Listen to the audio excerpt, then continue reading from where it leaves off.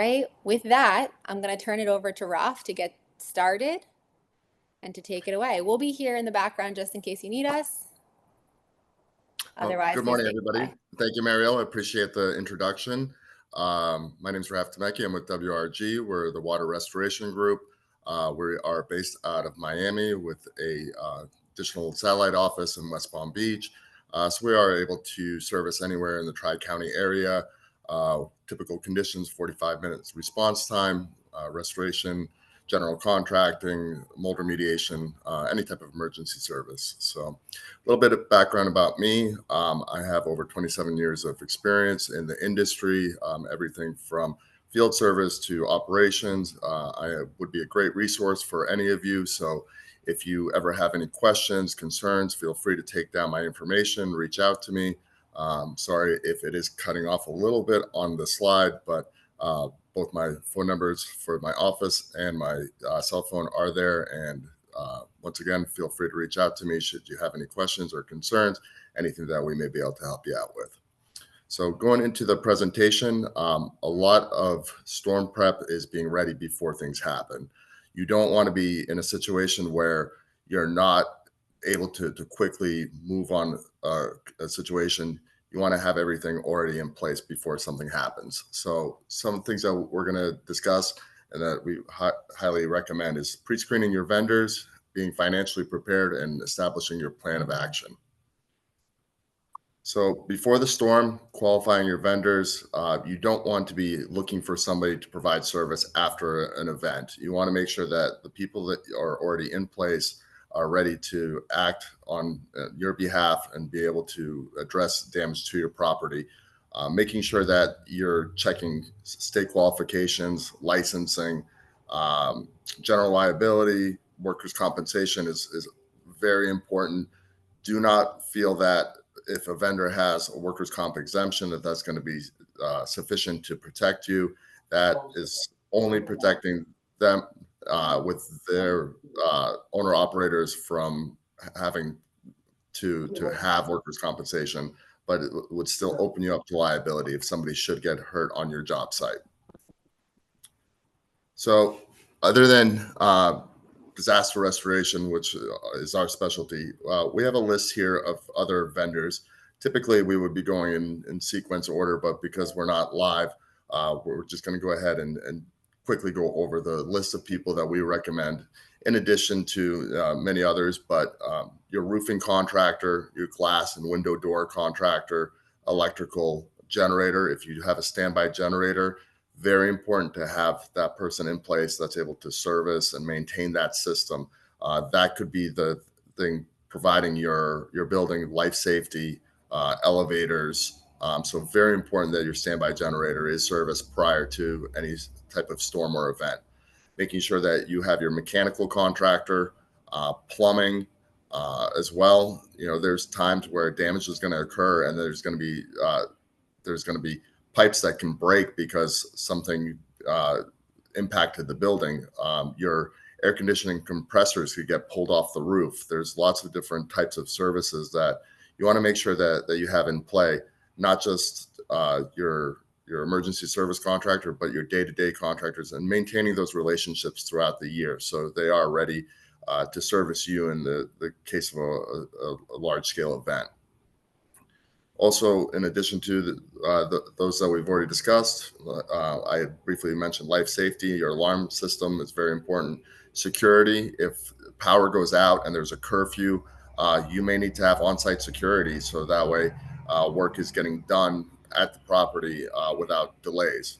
And also, you may have residents that have evacuated, and it's very important that the proper access is provided to be able to service your property.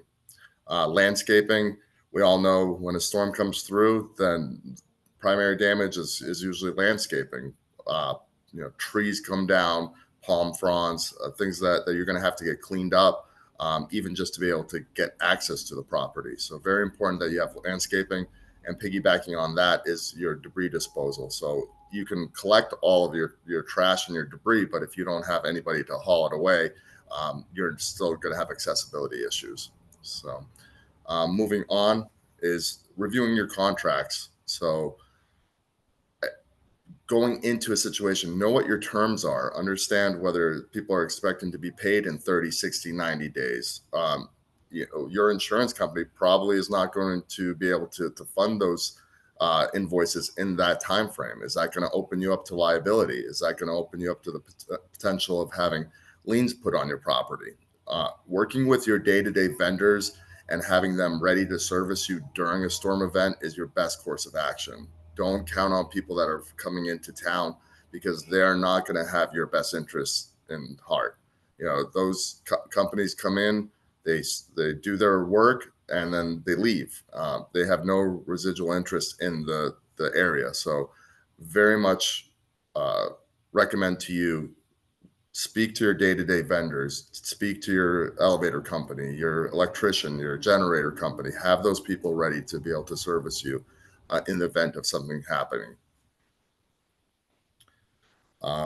Just as I had mentioned, after a storm, you're going to have many different vendors from all over the country that are going to be soliciting services. I would say maintain your relationships with your day-to-day vendors.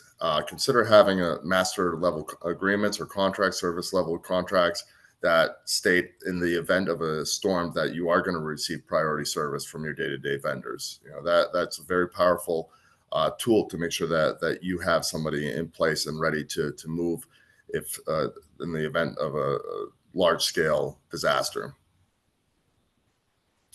Being financially prepared is extremely important. Discussing with your insurance agent your policies, understanding your deductible amounts, any sort of exclusions that may happen. Also discussing with your banking partner, having a line of credit to try to be able to begin work as soon as damage happens, can save you a lot of time and aggravation in the process. The people that have available funds will be the first people served in many cases. So having that financial backing is going to be extremely important, and something that I highly recommend that you have in place prior to an event. Going back over financial safety. So the keys of insurance: understanding your deductibles, limitations, sublimits, and exclusions. There may be several deductibles on your property. You may have different entities inside of your complex. You may have a residential arm. You may have a commercial arm. You may have several different associations. You may have several different policies. You have to understand what all of those entail. Speaking about deductibles, you may have more than one deductible depending on the source of the damage. In a situation where you have windstorm damage to the roof, but you also have rising water that comes in and floods your lobby, you may be looking at two separate deductibles. So that you have to be very aware of those situations, and knowing that you have the ability to pay for those deductibles, because that would be the first portion of what's going to be required of you to any vendor that comes out there. So you are going to sustain some out-of-pocket costs, and knowing your deductibles is vastly important, and making sure that you're able to pay for those readily and without a large delay, because after the storm, everybody's going to be flooding the banks looking for funding. So having that in place before the storm is hugely important. So creating an action plan. This is getting into actually what goes on in the building, knowing who the point of contact is before the storm happens. These are steps that you want to take to make sure that you're prepared. You should be conducting board meetings or committee meetings to create a plan of action. You should determine who is the point of contact in case of an emergency, and have a chain of command, a ladder, because not always will the board president be on site, or not always will the property manager be on site, but there has to be somebody there that's able to go ahead and make decisions as things are needed, because it's time and is one of your worst things that can happen is delays on projects, delays in your recovery. That's just going to cost you additional money, and it's going to cost you additional time to get back to normal. So you want to make sure that you delegate responsibilities to team members. You have individual people that are responsible for different tasks, not just lump everybody into saying, this is our plan, and not having anything defined on who's actually responsible to conduct that task. Make sure that you have people and a point of contact that's assigned for each task that you determine is necessary at your property.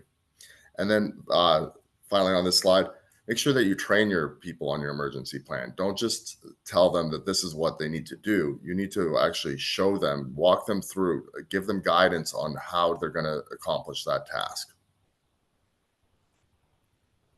So being ready before the storm is hugely important.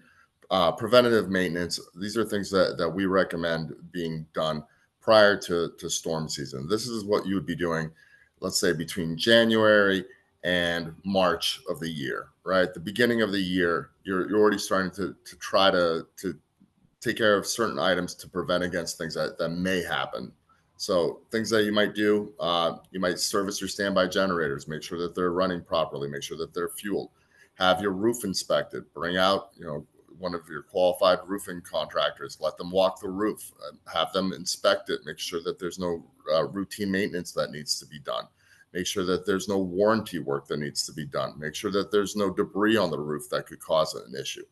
Having the windows and glass and shutters inspected. Make sure if you have shutters, make sure you have the hardware for those shutters. If you don't have the hardware, there's really not much you can do with those.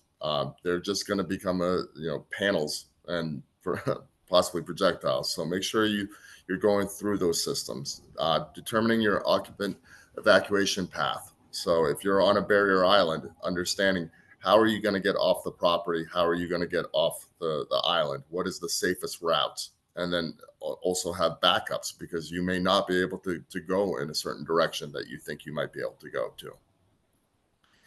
As we discussed in the previous slide, interview your vendors, know who you're going to be working with, have those people in line. Don't wait until the last moment and then be scrambling to try to find somebody that's going to be able to service your property. During a hurricane, everybody is inundated, everybody is busy, and having those people in place, already pre-qualified, having their insurance on file, having their licenses on file is going to be hugely important. So determine the storage and location of exterior contents and furnishings. That's something that I can't stress enough. Anything that you leave outside can become a projectile during a high wind situation. So securing your patio furniture, your chairs, anything that may be on decks, those things are very important. And not only just identifying them, but having a place to store them during that to eliminate those safety hazards. We talked about creating teams and providing specific tasks, establishing a chain of command. Identify your water and shutoffs or electric shutoffs. Again, very important. If something does impact a building, you can have pipes that break, you can have water that's coming down, circuit breaker panels. There can be a lot of different issues. And if you can go ahead and shut off those systems, you can save yourself a lot of damage. And last and probably not least, there's others that I'm sure that could be added to this slide, but make sure that you're trimming your landscape and keeping branches away from the structure. Trimming, if you have coconut trees, very important to cut down those coconuts. Those will become airborne during a hurricane situation. So when we talk about the action plan, we're going to look at a scenario, and this is hypothetical. We're in the outer cone of certainty, so about a week out. So there's the potential that a storm could be coming into the area. So these are some tips, some recommendations that we make that may help you develop your plan. So establish a central communication method. That's going to be dependent on your property. That could be anything from a chat, messenger, WhatsApp. It could be a link to an email. It could be a page where people can access on your website. But you have to have a central means of communication, and you don't want 100 residents coming into a management office asking questions, because then it's going to become very inefficient on how to disseminate that information. So make sure that you do have that central means of communication, and then you're providing that to your occupants. Having an active occupant roster and contact info, you need to know who's there, how to get in touch with them, because you may need to get into their units. You may need to evacuate them. There's lots of different situations where during a storm, not knowing who's on property is going to be the key to having a safe evacuation. Notifying occupants to remove patio furniture. So you're about a week out. This is when you're doing your notification process. You're letting the occupants know there's a potential for a storm. Please remove your patio furniture. You can't force them to do it at that point. Uh, you can't go in and remove it yourselves. But at this point, you're notifying that there's the potential that a storm is coming and that this is a step that is required. Notifying occupants to remove vehicles from underground parking garages. Very important as well. People don't think about this, but when you have that amount of water coming into the space, underground parking garages are the first things that are going to be flooded. And we've seen it in numerous storms where people decided that their vehicles will be safe from the wind, leaving them in the parking garage, and then got completely flooded out. So something to keep in mind. And again, these are notifications at this point because the storm is still approximately a week out. There's potential it may not even impact the area, but these notifications should be going out.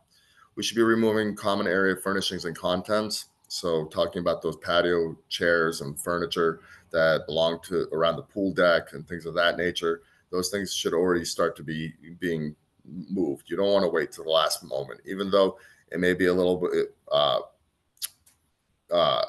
you're doing it maybe a little bit too far in advance, you may feel, but at the same time there's going to be more important things down the road. You'll want to verify that your standby generators are fueled and ready. Again, those should be being tested typically on a weekly basis.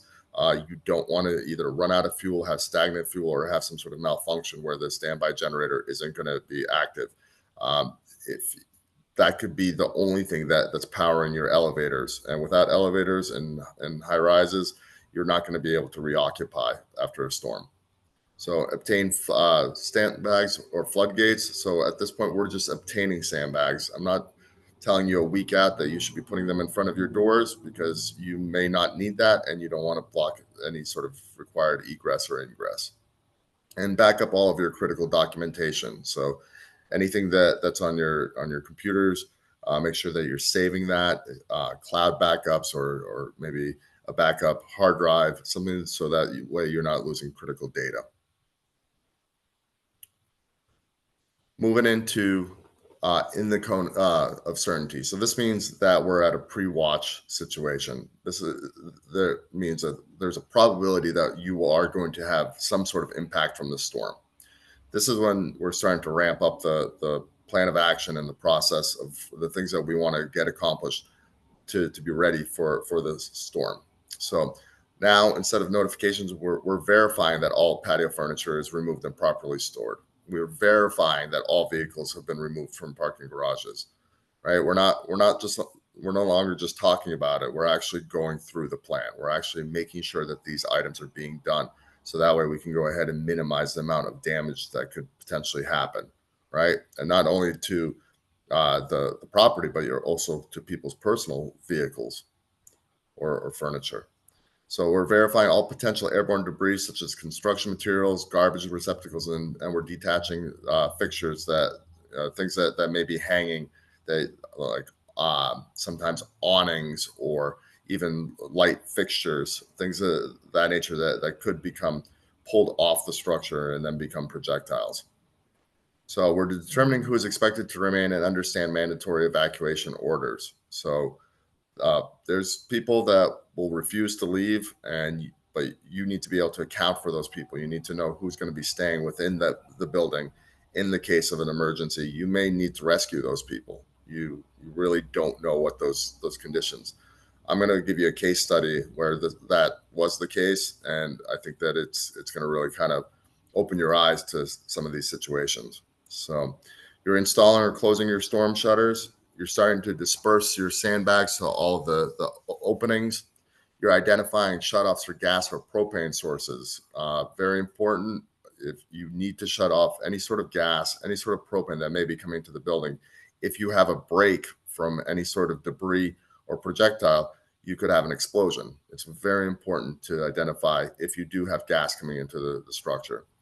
And at this point, you should be dropping your pool level as well. So if you do receive, even several inches of water for rain or storm surge, that could cause your pool to overflow, which could flood additional areas, adjoining areas. So I would recommend dropping your pool level at this point as well. So now we're a day out. We are in the warning phase. We are basically bracing for impact. We are looking at the storm that we know is going to be within our general area. So this is when things really have to get kicked into gear. So we want to verify occupants have evacuated if necessary. If you're on a barrier island, you will get a mandatory evacuation notice. Whether you follow that or not, that's going to be your personal decision. I would highly recommend if there is an evacuation order, you follow that order. You can always go back to your property. You can't replace your life. So, listen to those warnings. Verifying remaining occupants, specifically those that have special needs. So I did give you guys that example of the person in the one building, and I will show you photos. There we had a lady. She was on the 27th floor in a high rise.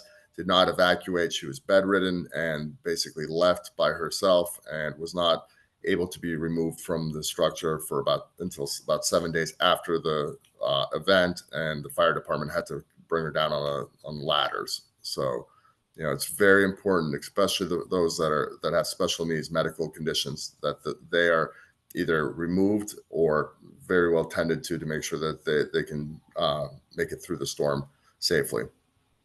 So at this point, we would recommend that occupants have disconnected electronics and also turned off the main breaker. That would be in an evacuation process if they're going to leave their property. Um, the ones that are going to stay are able to monitor the conditions much better than people that evacuate. So determine and to see who's going to remain after the mandatory evacuation orders. If there is going to be people on site that stay, knowing who those people are, because they're the ones that are going to be able to give you firsthand information as far as the condition of the property and what steps or damage has occurred. So disconnect and wrap the association and management electronics to protect from damage. Uh, Even though your office may be on the first floor, you can have falling debris from all the way up or from a patio or from anywhere else. So you don't want to have exposed electronics. You want to wrap those up, try to protect them from moisture. If you can't, remove them from the space and put them in a safe location. At this stage, you would want to install your sandbags at all the susceptible points of entry, any doorways that are going to be in the flood-prone areas, or you may have rising water. This is when you want to go ahead and install those sandbags to try to minimize that water intrusion from coming into the space. You're shutting off any gas or propane sources. At this point as well, we're a day out. As the association, as managers, you have to understand that people should be able to go to their own properties and protect their homes as well. So at this stage, you should be ready for the event, and you should be able to provide your people with the ability to go home and tend to their situations. We all have families, we all have children, we all have homes, and all of those things need to be addressed during a storm situation. If you have to stagger your people, that's one method where you can still be getting things done at the property, but still allowing your people to get home and to take care of their responsibilities as well. And then after that, you're bracing for impact, get into a safe location and ride out the storm. Um, highly recommend you get a little bit further inland. Flooding now is just as deadly as windstorm.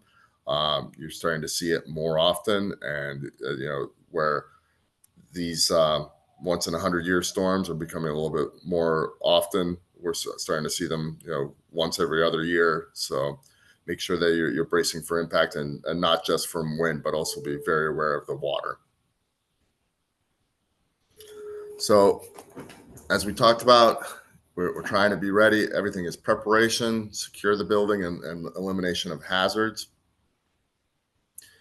So our communication with association members, very important, communicating throughout the process, right? We talked about the central means of communication, whether through a chat, email box, whatever works for your association. Uh, Fielding 100 phone calls a day is not an efficient way to be able to do things. You are going to be pulled in 100 different directions, and it's very important that there's a central means of communication. Communicate your organization's policy on storm-related maintenance and repair. So knowing who's responsible for what is the expectation of your maintenance staff? When do you expect them to be able to come back to work, and what is their capability going to be?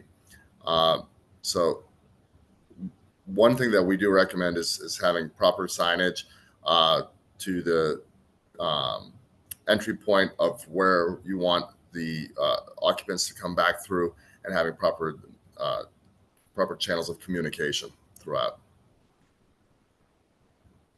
So getting into some specifics here, when we talk about who is responsible for water damage to the property, the answer is going to be it depends on whose property is impacted. And when we talk about property, we're not talking about the physical property of the location. It's when we're talking about property, it's whose specific items were damaged. Okay, so when we have a condo environment, we talk about drywall in or drywall out, depending on how you look at it. I call it drywall in because I look at it from the drywall into the wall cavity. A lot of and that's from a construction standpoint, but typically people will say drywall out, meaning that everything from the drywall going into the wall cavity, drywall, insulation, framing, electrical piping, conduit, all that falls back to the association's responsibility in an insurable event, which when we're talking about storm related damage, we would consider that an insurable event. The unit owner would be responsible for all of their finishes. So when we're talking about flooring, cabinets, light fixtures, paint, baseboards, that all falls back to the unit owner responsibility, and which they should have proper insurance for their property as well. And then you can start talking about personal property, being like tables and chairs and contents and things of that nature. And that would always fall back to the unit owner's responsibility as well. We do have a Florida statute that defines this. It is 718.111. Feel free to look into that. It defines the legal responsibility in insurable loss. So there are certain associations that have chosen to opt out of that statute, but it is very rare. So more than likely, your property will be governed by this statute, and it is going to define who's responsible for the damage that occurs in the property. Talking about difference between condo docs and bylaws versus statutes. Statute is the Florida law. Condo docs and bylaws basically are the association's Bible on how they want to deal with preventative maintenance, improvements, and things of that nature. When we talk about 718, we are talking about specifically an insurable loss. So that would be the definition or the separation between the two. So as we talked about, and I ran through it, what are the separation of responsibilities? When we're talking about the association, they're responsible from the wall board into the wall cavity. So drywall, insulation, framing, electrical, plumbing, all of those systems that run inside the wall cavities. The one that is kind of the outlier is the air conditioning system. The 718 does dictate that the association is responsible to ensure the air conditioning system, not only just the ductwork, but also the compressor or condensing unit on the roof, as well as any air handlers. This is because it is a system. It has many components. Some of those are going to be within ceilings and walls. Some of them will be on the outside of the structure. And to simplify, instead of trying to separate responsibility, they defined the air conditioning as being a system, and that falling under the association's responsibility in an insurable loss. Not in the event that your air conditioner gets old, not that in the event that it freezes up and needs routine maintenance. This is an insurable loss. This would be during a hurricane. This would be during a fire, something where there's property damage that's going to be handled by an insurance company or has the ability to be an insurable loss. Usually these conversations are a little bit more interactive. I get to see people and answer questions as we go. So hopefully you guys do have some questions, and we can go ahead and do that during the Q&A portion. Additionally to the interior components of the structure, the association does ensure the exterior components of the structure, things like the roof, exterior doors and windows, stucco, and all the common elements. Again, this is during insurable loss, not in the situation where you have a leaky window or you decide that you want to upgrade to an impact window in your individual unit just because of the age and wear and tear of the existing windows. This is specific to an insurable loss. So very important to make that distinction. So now that we've talked about what the association is responsible for, now let's talk about what the actual unit owner is responsible for in this scenario. So anything on the surface of the wall outside the physical drywall becomes a unit owner responsibility. So we talk about paint, we talk about trim being baseboards, door casings, we talk about countertops, cabinets, appliances, water heaters, electrical and plumbing fixtures, finished flooring, and any furniture or personal contents. So basically the association is responsible for the box, and you're responsible for everything inside the box. Hopefully that generalizes it enough where people understand. If you guys have any specific questions, put them in the Q&A, and I'll be happy to break it down even further for you. So categories of water. So why this is important. First, we'll talk about the categories, and then we'll talk about why it's important. So category 1 is clean water. That's your typical pipe break, anything from a potable water source, a supply line, anything where you could potentially bathe in the water is probably the easiest way to think about it. Category 2 water has the potential to have contaminants in it. Doesn't mean that it is contaminated, but it does have that potential. It could cause irritation to your skin. Certainly wouldn't recommend drinking it.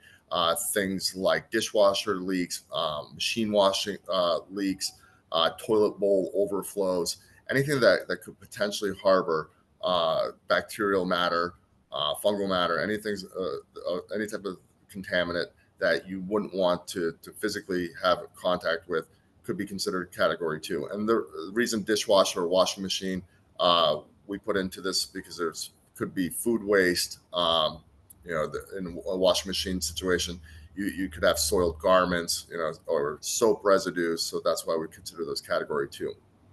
Category 3 is contaminated water. And if you look on the slide, you're going to see that I highlighted wind-driven rain from tropical storm or hurricanes.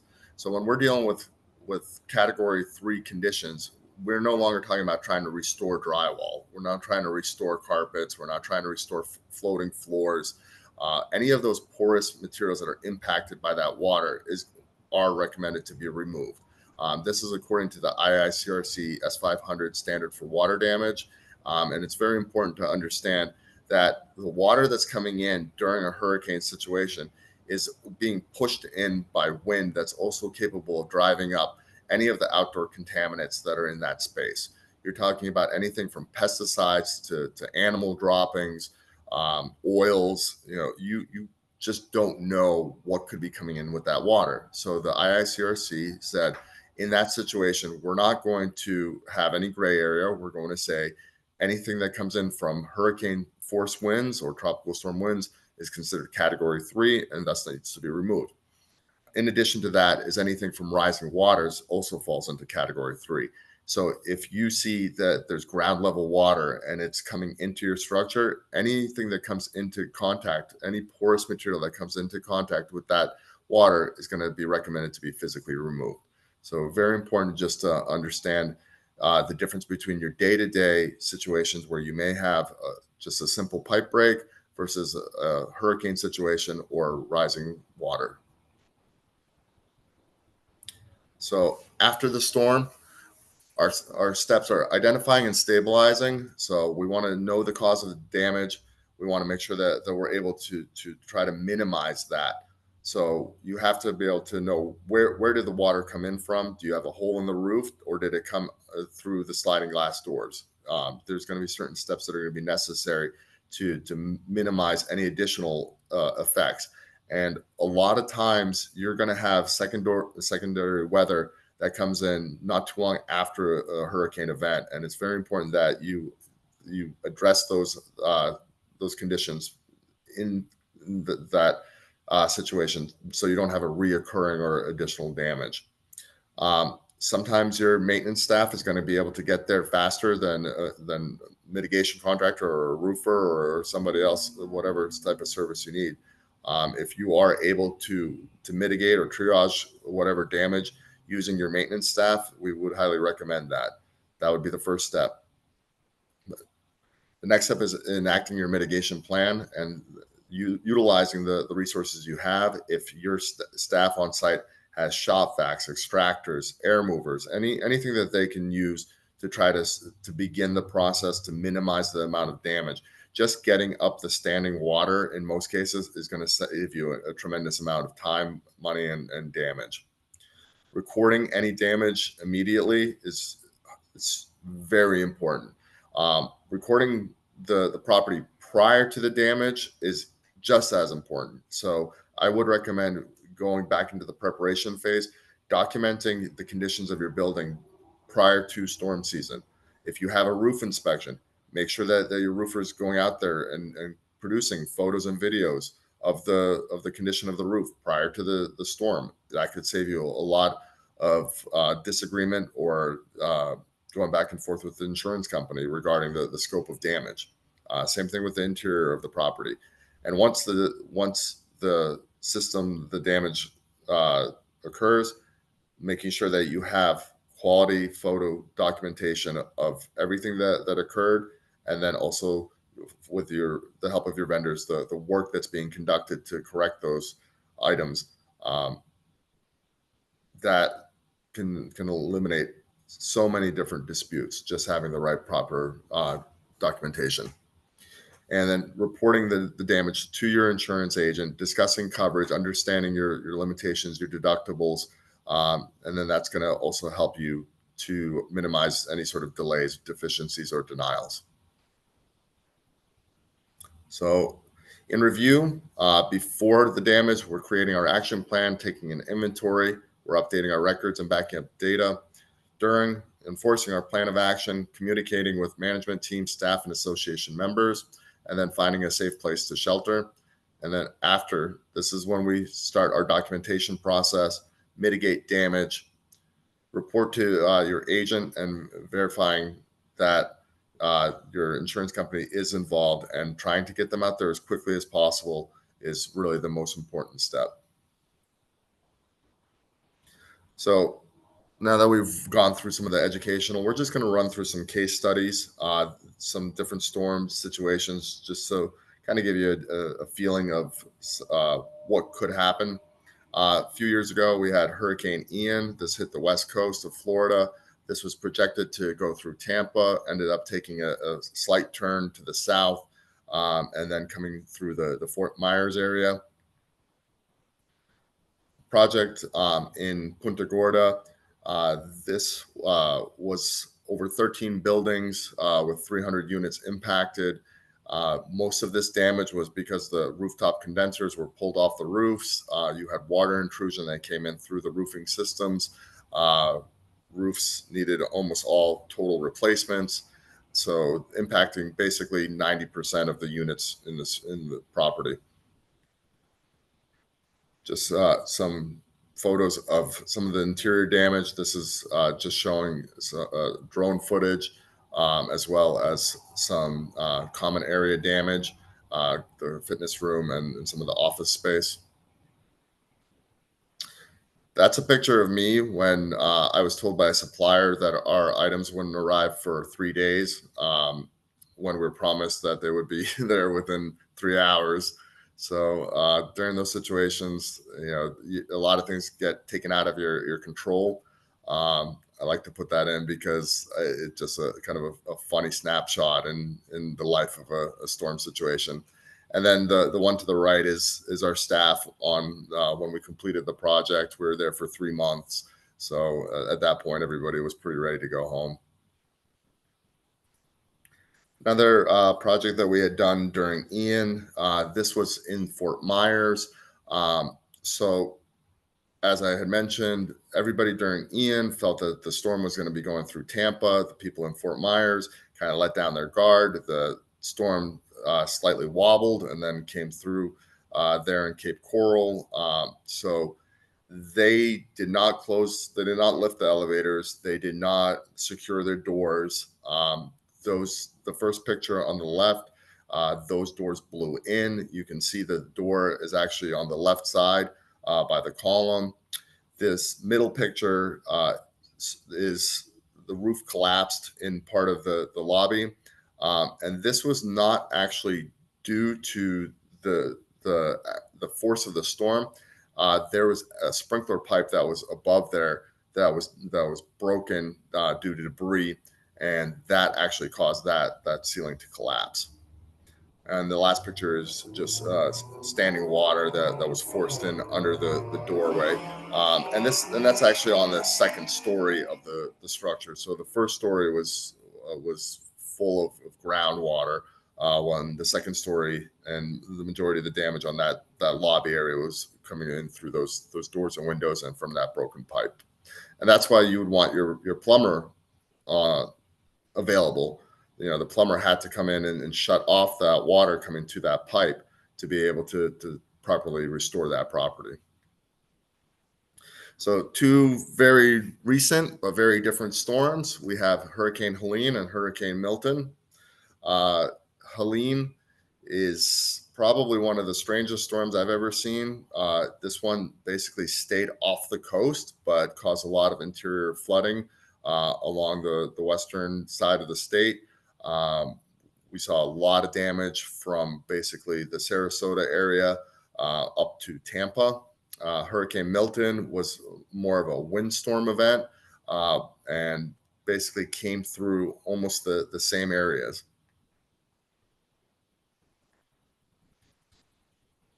So with Helene, we encountered both business and residential neighborhoods along the coast inundated by floodwaters. So Helene basically just skirted the coast and then pushed all that water in to different areas. Anywhere where you had canals along the west coast, anywhere where you had inlets, there was just a huge amount of water that was pushed in through there. And I had mentioned from Sarasota to Treasure Island, right off the coast of Tampa, completely underwater. So there's whole neighborhoods that were 2 to 3 feet of water. This example here was of a hotel that we had serviced in Sarasota. And that entire structure, it's a 3 building structure, total of 132 rooms. The entire first floor of the structure was flooded by 2 feet of water coming from that canal in the back. This is a residential home, and I know that we're talking primarily about condo association and but I wanted to put these slides in here just to kind of give you a sense of the unusual nature between Helene and Milton. So this was a property that we serviced after Helene, which occurred on September 26th. Uh, uh, Again, approximately 2 to 3 feet of water came through this property. Um, we were midstream in completing the project when Hurricane Milton came through and left the property looking like that. That happened on October the 9th. We were nearly completed on this project. All of the debris that was removed from properties was all being left on the side of the road. Um, that's due to the fact that the damage was all considered flooding and not windstorm. So the windstorm insurance did not kick in for most properties. The only insurance that was being provided was flood insurance for the people that did have flood insurance, or through FEMA, which is really a difficult process to go through. So this goes back to your financial preparation and making sure that you have the available funds to be able to do a project at your property, whether it's your home or your business or the condo association. Very important to have the money on hand to be able to provide these services, because insurance may not cover it. Insurance may take months to kick in. So being financially prepared is greatly important. So that concludes the presentation. I welcome your questions. I hope that you've all learned something from this today, and looking forward to seeing your questions. Excellent job there, Marielle. You can come on back. How are you? I'll get the evaluation link into the chat one additional time while Marielle takes over from here. All right, we have a couple questions, including Raf. We had a couple questions about the slides, if people can have access to them. I directed them to contact you directly for them if Sure, they'd like them. absolutely, As long as that's okay with you, we'll take that route. no Awesome. problem. Okay. So we have the first question is about who's the representative from WRG in Sunny Isles. Could you please share their contact information? Absolutely. Just go ahead and email me your information, and I will go ahead and pass on your information to the local contacts. Awesome. And Jeff, could you throw Raf's email into the chat as well so people have it there if you have it? If not, I'll go ahead and do that. All right, stand by. Okay, thank you. Perfect. So that's from Roberto. From Steve, you mentioned that air conditioning, compressor condo units, etc., are an insurable event per 718.111. Do you mean association insurance responsibility? I can only see this as an association responsibility to common elements as shared systems. Service to individual units has traditionally been owner responsibility. Has Florida recently changed this to place the burden on the association? So you're correct as far as the day-to-day service of their mechanical components are the unit owner's responsibility. During an insurable event, then the association's insurance is required to be able to replace or repair those systems.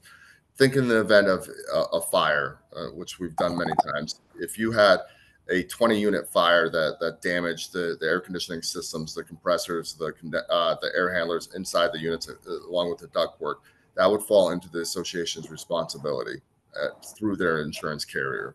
So it's not a typical condition, and that's why I had the asterisk there, because people fall into the confusion of day-to-day maintenance versus during a large insurable event. The next question is from Michael. When is the best time to trim your palm trees?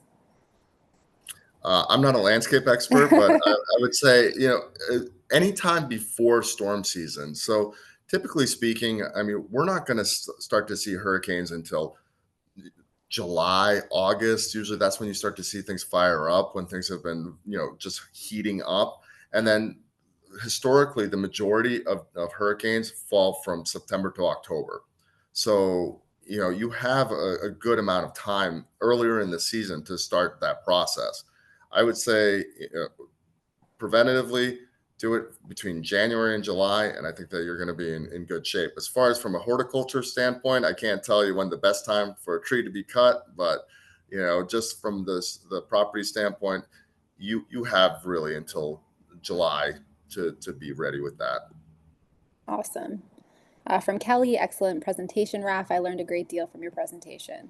Awesome. Thank you, Kelly. Tammy, you may have said, and I just missed it, what should I do to the front glass doors before leaving before a storm? That's very dependent on the type of glass.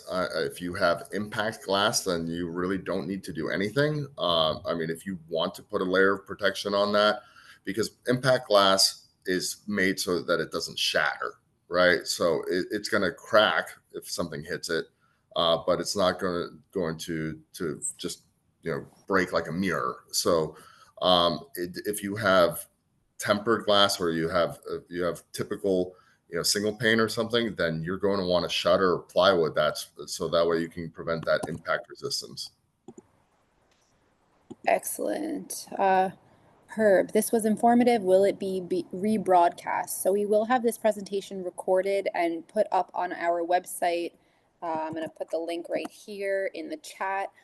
In the next couple of days, you guys will be able to rewatch, share, all that good stuff. And of course, any presentations you missed from weeks past are all there as well.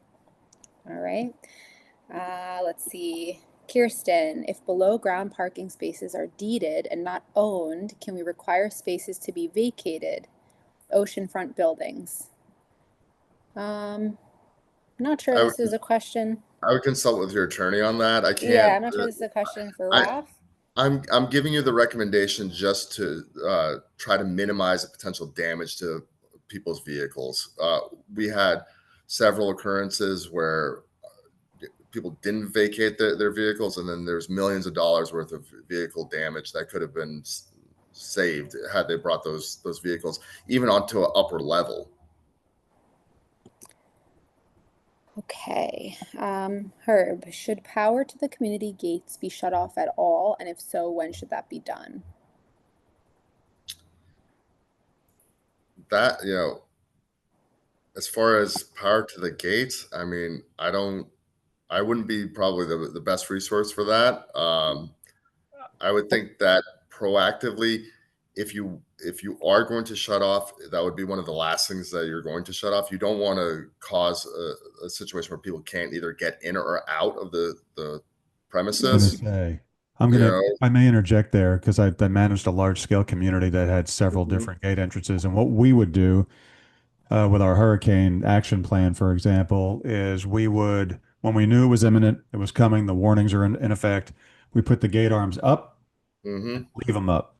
Yep. And this way, like you said, emergency vehicles can get in and out, evacuations can go more seamlessly, that kind of a thing. So I would get with your check and see if you have some kind of a hurricane action plan. Mm. And if I, not, we I can, would leave them up, and then maybe turn off the power if you're concerned about the actual power source to the arm. But for the most part, you don't want to impede the ability for people to get in and out. Makes absolutely. sense. All right. Jose, very informative and clearly presented. Thanks. Charmaine Thank you, Brooks, Jose. great presentation. Are you able to share slides? So again, Charmaine, or Charmony, I'm sorry, you can please go ahead and email Raf, whose email is in the chat right now, for those slides, and he'll be able to provide those to you directly. All right. Ernesto, good presentation. Thanks. Thank you. Herb, we actually tie back the gates, question mark. I don't know if he meant tie back. I think you mean just have them up, right? And then shut off the power so they can stay up and open in case Correct. people need to enter, exit, emergency vehicles need to enter, etc. Yeah, I know some folks would be concerned about the security aspect, but when there's a storm Sure. imminent, that's, I mean, yeah, anything could happen, but we Safety never of had residents issues is with people trying to sneak in into the community when there was a storm imminent. So you should, probably should be okay. That would be more after the fact. If you were Right, worried about like looting, and which those situations do occur, right. usually that would be during a curfew type situation, and that would go back to the slide when I had mentioned having security, because in that kind of environment, you do want somebody on premises to be able to oversee the property. Yep, absolutely. we have a Raf is beautiful number message from one. Look at that. Louisa. Oh, sorry, Jeff, go ahead. That Raf is number one. Look at that. That's Yes. All right. Love that. And another thank you so much from Louisa with a beautiful message to stay safe and pray for no hurricanes, which I agree. Absolutely. And I think that will do it for today.